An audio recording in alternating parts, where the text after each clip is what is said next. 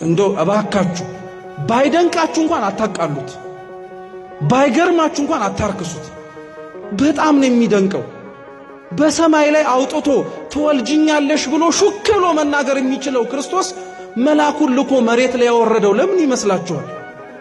በሰማይ ላይ ሁሉን ጣጣ እኮ ጨርሶ ማውረድ ይችል ነበር እናቱን። ሰማይ ድረስ ያላወጣት መሬት ላይ የምትመላለስ ተአምር እንዳለች ልብ እንድንል።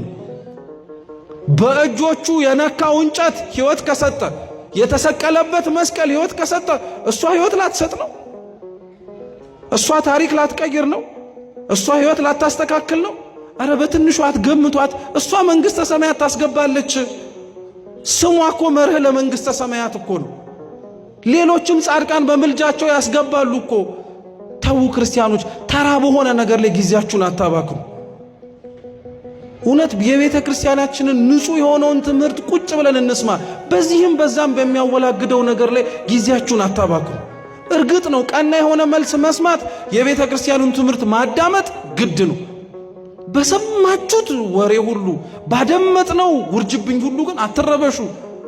እንዴ ስለሷ ተአምር ለማወቅና እሷ እናንተን በምልጃዋ እንዳዳናችኋችሁ እኮ ለማወቅ ተአምረ ማርያም ተገልጦ እኮ መነበብ አይጠበቅበትም።